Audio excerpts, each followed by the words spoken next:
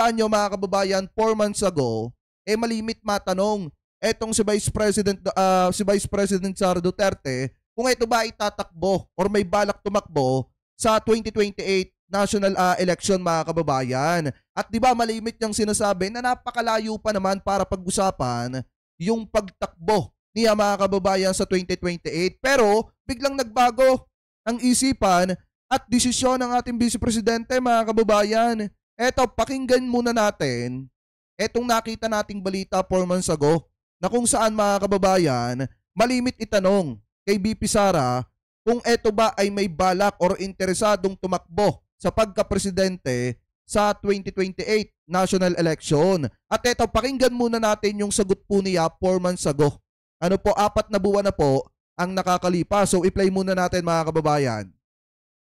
Of course not. I do not regret running for Vice President. Kasi imagine niyo kung ako mayor ngayon at hinahabol-habol nila ako dahil alam nilang pwedeng tumakbo ito sa 2028. Diba? So, yun naman, tatakbo Are you running? Diba? Are you running? Bakit ko nire-regret yan? Hahabulin nila ako. Alam nyo, kahit matanggal nila ako as Vice President, hahabulin nila ako until the day na maupo sila sa 2028. Pero you regret nothing then.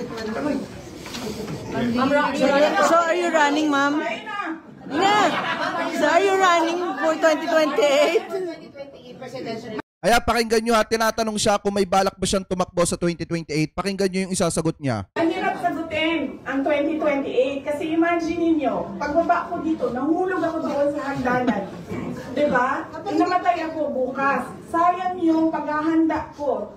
Sayang yung paghahanda ko. Dahil ang layo ng 2028. Dapat magplano for 2028 sa 2027 at fourth quarter ng 2026. Dapat daw mga kababayan, kung magpaplano daw po ng pagtakbo sa 2028, dapat mga kababayan, 2027 or last quarter mga kababayan ng 2026. Yan po yung sinasabi ng ating Vice Presidente. So ipagpatuloy pa natin. But you have plans of being the next president? Wala akong planong ganyan. Despite yung harassment sa family mo, ma'am? Yes, ma'am. Wala naman kami, ano ba sinabi nila, huwag kami matakot. Hindi kami takot. Hindi kami takot. Sumasagot lang kami sa kanilang mga atake sa amin. At gusto lang namin ipresenta sa taong bayan ang isang perspective na ginaganito kami dahil we are a threat politically. Ayan. Diba, sinasabi niya mga kababayan, wala pa siyang balak tumakbo kasi nga mahirap sagutin dahil malayo pa daw ang 2028. At dapat kung magpaplano ka ng pagtakbo for president sa 2028 mga kababayan, dapat 2027 pa yan pinag-uusapan or di kaya naman last quarter ng 2026. Yan po yung sabi ng ating Vice Presidente. Pero mga kababayan, may nakita tayong video na kung saan, eto nakakagulat. Ang source po natin ito mga kababayan, yung SMNI News. Kasi ito yung interview sa kanya. Ano po, natanong siya dito kung siya ba ay may balak mga kababayan na tumakbo for 2028 sa pagka-presidente. At ito po mga kababayan, yung tugon po or sagot ni Sara Duterte. Ito, i-play po natin. May posibilidad po bang this coming 2028, may posibilidad po bang tumakbo kayo? Ma'am, please! Please! Please! Yes, ma'am. Para mapaghandaan namin lahat. We are serious. Maghahanda tayo! Ayan!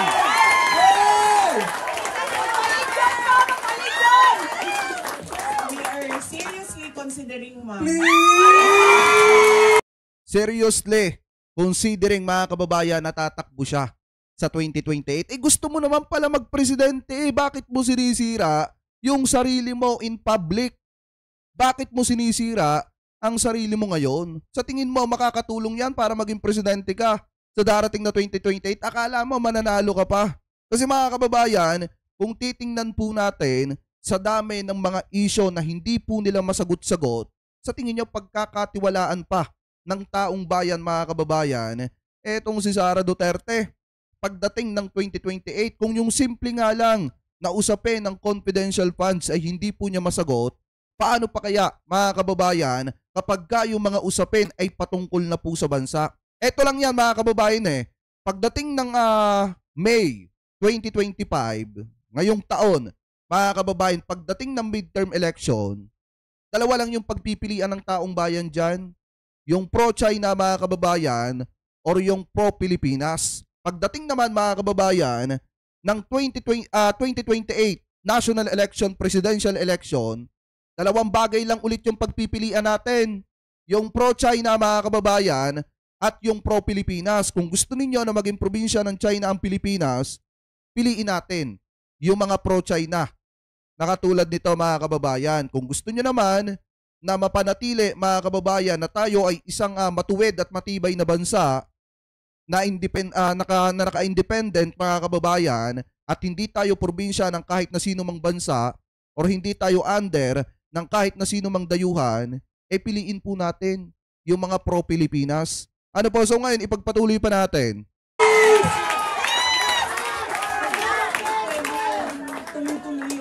Yes!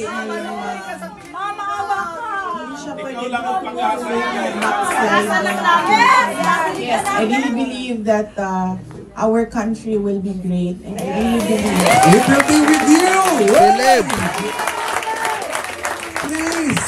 mahirap siya ipaintindi sa ating mga kababayan and mahirap yung kailangan natin gawin kasi you really have to stand firm, especially with government policies para maayos siya. Pero paniwala po kung magkaisa lang yung mga tao, alam natin kung saan tayo papunta, maggagawa ng ating bayan.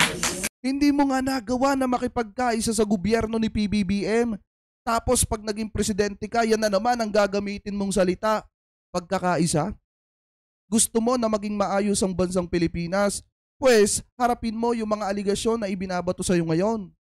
Kung meron mang dapat ibalik sa pera ng mamamayang Pilipino, dapat mapabalik yan. Or kung hindi naman maibabalik, dapat papanagutan yan, mga kababayan. Eto, kaya daw siya tumatakbo, gusto niya na maging great, mga kababayan, maging maayos, maging maunlad ang bansang Pilipinas.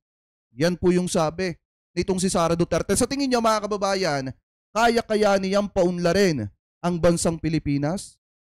Pagdating ng araw na siya na ang may hawak ng kapangyarihan bilang presidente ng Republika ng Pilipinas. Sa tingin niyo mga kababayan, magtatrabaho kaya siya at papaunlarin kaya niya ang bansang Pilipinas o gagamitin niya yung pagiging presidente para gantihan yung mga nakaaway nila ngayon sa politika, mga kababayan?